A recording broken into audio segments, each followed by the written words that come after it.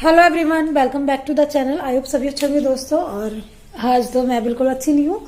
आज की जो मॉर्निंग मेरे घर में हुई बड़ी अजीब सी हुई यार, बहुत ही टेंशन वाली और बहुत ही अजीब सी। तो ब्लॉग भी कुछ नहीं बनाया था मैंने, और आज मैं सुबह से काफी परेशान थी। कल की ब्लॉग में मैंने आपको शेयर किया था कि हस्बैंड की तबीयत खराब है, फीवर उनको आ रहा था। और मैंने आपके साथ में शेयर किया था जब मैं श्रीजा का रिजल्ट लेने की बात करी थी, रिजल्ट लेने जाने के लिए। और स्कूल में कुछ ऐसा हुआ जाते कि मतलब मेरे पैरों के नीचे से जमीन निकल गई। ऐसा मतलब इतनी भयानक मॉर्निंग किसी की लाइफ में ना हो। मैं स्कूल गई, स्कूल पहुंची और एक तरफ मैं टीचर से बात कर रही हूँ और हस्बैंड के पेट में इतना दर्द होने लग गया, मतलब इनकी हालत इतनी ज्यादा खराब हो गई वहां पे। तो फिर टीचर भी देख रही, वो कह रही वो थोड़े से डिस्कम्फर्टेबल है। मैंने कहा लग रहा है उनको पेन हो रहा है। तो उनके पेट में मतलब एक्चुअली मैं आपको बताई थी 2-3 दिन से उनको फीवर हो रहा था। तो फीवर की वजह से कुछ खा पी नहीं पा रहे थे सही से, और इनकी दवाइयां इतनी स्ट्रांग होती हैं कि इनको खाना पीना जरूरी होता है। वैसे मैं इनको कुछ थोड़ा बहुत खिला के ले गई थी, दूध वगैरह दे के आधा ग्लास, लेकिन उससे नहीं होता इतना कुछ, है ना। और शाम को भी इन्होंने बहुत हल्का ही जैसे कुछ दलिया वगैरह खाया था। तो इनके पेट में इतना ज्यादा दर्द हुआ कि मतलब स्कूल से घर आना मुश्किल हो गया। और मैं इतनी घबरा गई, बस क्या ही बोलूं, बहुत टेंशन हो गई मुझे।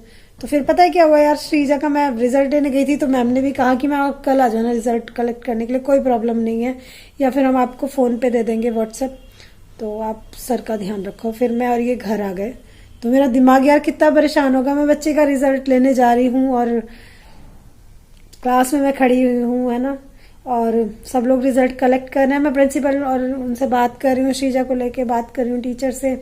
और इतनी देर में को पेन होने लग गया। तो मतलब मेरे लिए तो मुझे पता नहीं चलता मेरी लाइफ में क्या चल रहा है यार। श्रीजा का रिजल्ट फिर मैम ने व्हाट्सएप किया, रिजल्ट उसका ठीक है और वो ट्यूशन गई है। और अभी मैं बाहर गई थी तो सुबह से मेरे को बस बॉडी अपनी ऐसी ही लग रही थी, बिल्कुल मतलब माइंड मेरा काम नहीं कर रहा था। फिर आते ही मैं काम में लग गई, फिर ट्यूशन के बच्चे उनको ट्यूशन पढ़ाया। और मतलब स्कूल से आने के बाद में पहले तो मैंने उनको थोड़ा सा कुछ दवाई वगैरह दी, थोड़ा रिलैक्स किया, और उसके बाद में फिर ट्यूशन वगैरह पढ़ाया। दिमाग डिस्टर्ब था, आप समझ सकते हो, है ना। घर भी आज मेरा थोड़ा सा फैला पड़ा है, ये सब चीजें फैली, मेरा मूड ही नहीं हुआ कुछ। अभी मैं बाहर से आई हूँ, अभी मैं सब्जियां वगैरह लाई हूँ क्योंकि कल है अष्टमी। तो मॉर्निंग के लिए कुछ सब्जियां वगैरह मेरे को लानी थी, है ना। तो वो सब मैंने ला के रख दी है, कुछ दही सब्जी वगैरह जो भी चाहिए प्रसाद बनाने के लिए, काफी सारी चीजें चाहिए। और यहाँ पे मैं एक बहुत जरूरी चीज की वजह से भी गई थी ना, मेरे सक्षम को प्रॉब्लम है एक, सक्षम को छींके आती है बहुत ज्यादा। तो अब जैसे वेदर देखो इतना ठंडा भी नहीं है कि उसको बहुत ज्यादा छींके आए, तो मेरे को बड़ी टेंशन हो रही थी। मैंने इसकी 2-3 बार होम्योपैथिक की दवाई की है, तो उसको काफी आराम मिल जाता है उससे। तो यहाँ पे हमारे मतलब जहाँ मैं रहती हूँ उसके पास में एक भैया है, वो मेडिकल भी है उनका, वहाँ पे एक डॉक्टर भी आते हैं होम्योपैथिक के। तो जब भी इसको बच्चों को छोटी मोटी प्रॉब्लम होती है तो मैं उनसे दवाई ले आती हूँ। लेकिन ये छोटी प्रॉब्लम नहीं है, मेरे बेटे की बहुत बड़ी प्रॉब्लम है। तो मैं उनको दिखा के फिर इसकी दवाई लाई। तो इसको एलर्जी बताते हैं किसी चीज से, कि एलर्जी होती है इसको। तो ये एलर्जी की उन्होंने दवाई दी है इसके लिए, कोल्ड की। और ये इसकी नेजल, मतलब ये है तो पीने की ये दवाई, लेकिन पानी में डाल के इसको पीना है। उसके बाद में उन्होंने एक ड्रॉप भी दिया, ये ड्रॉप पर दिया, मतलब एक खाली शीशी दी थी। उन्होंने बताया कि सरसों का तेल इसकी नाक में 2 से 3 बार डेली डालो, इसको कुछ एलर्जी प्रॉब्लम है, इसकी नोज ही बहुत ज्यादा बहने लगती है और बहुत ज्यादा परेशान हो जाता है। अच्छा, जिन लोगों को ज्यादा जुकाम रहता है तो मेरे ख्याल से उनका क्या, उनकी बॉडी में ना उनकी आंखें नाक और गला वाला सब वीक हो जाते हैं, मैंने सुना है। आंखों पे भी असर पड़ता है, और पढ़ने वाली एज है भी बच्चों की। तो मैं सक्षम की ये दवाइयां लाई हूँ। एक चीज और लाई थी मैं अपने हस्बैंड के लिए, लाई थी आज एक पर्स, जो कि मैंने माता रानी के सामने रखा है ना। तो ये मैंने माता जी के चरणों में रख दिया, इसमें कुछ पैसे रख के। दिनों से इनका वॉलेट जो होता है वो खराब हो रहा था, बिल्कुल ही खराब हो रहा था। पता नहीं डॉगी के भौंकते हैं आजकल बहुत ज्यादा, गली में बहुत सारे डॉगी आ रहे। तो मैंने यहाँ लाके माता रानी की चौकी पर रख दिया था,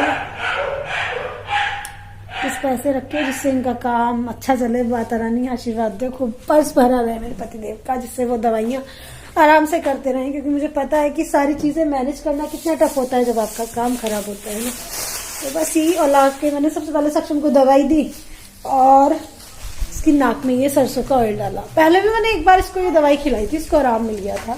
और ये दोनों पापा बेटे इधर बैठे हुए हैं, श्रीजा गई है ट्यूशन। अभी ठीक लग रहा है आपको? आज तो भाई इन्होंने बहुत डरा दिया था, आज इनकी तबीयत इतनी खराब हो गई, देखो मैं कह रही हूँ ना पूरा घर फैला पड़ा है। श्रीजा रो रही थी बड़ी तेज तेज पापा को देख के, ऐसे सक्षम गेम खेल रहा है पापा के बैठो, कितनी बुरी तरह गेम में चिपका पड़ा है।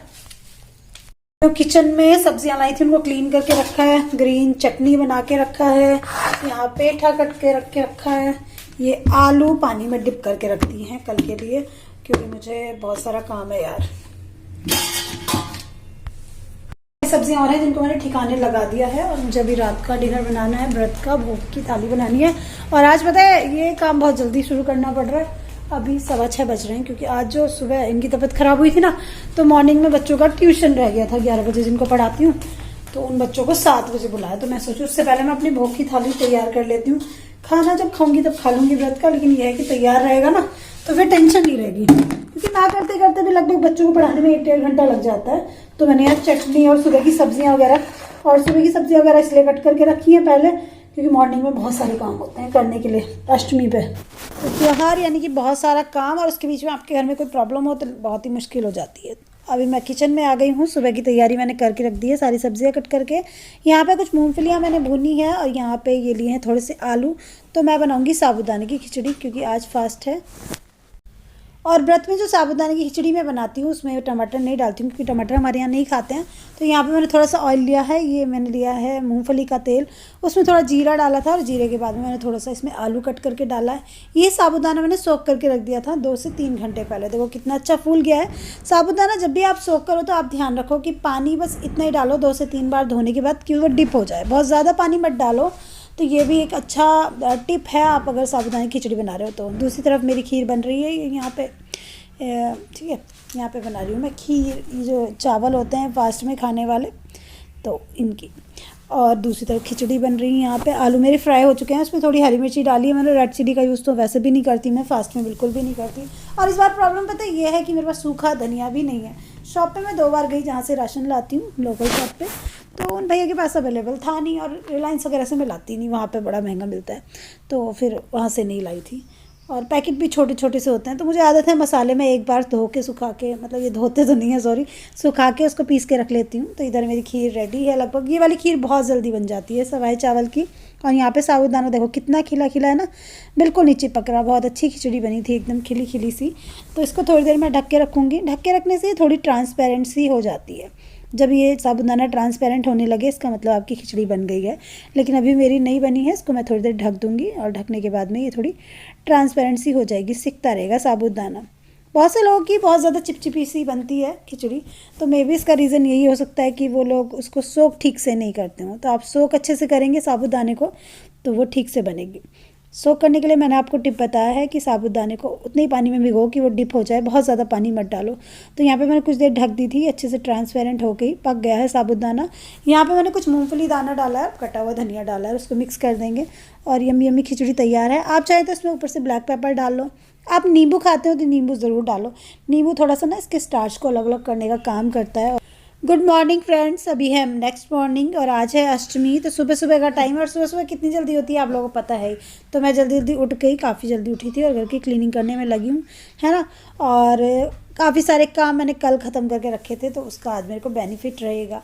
है, थोड़े से काम पहले से करके रखो, थोड़ी सी आसानी हो जाती है आपको कामों को करने में। क्योंकि काम तो यार रोज़ ही करने हैं, लेकिन थोड़ा सा ये है ना, अभी हेल्प की उम्मीद किससे करो। श्रीजा छोटी है, उसको इतनी समझ है नहीं, हस्बैंड की थोड़ी तबीयत ख़राब चल रही है, नहीं तो वो कर देते हैं थोड़ी बहुत हेल्प।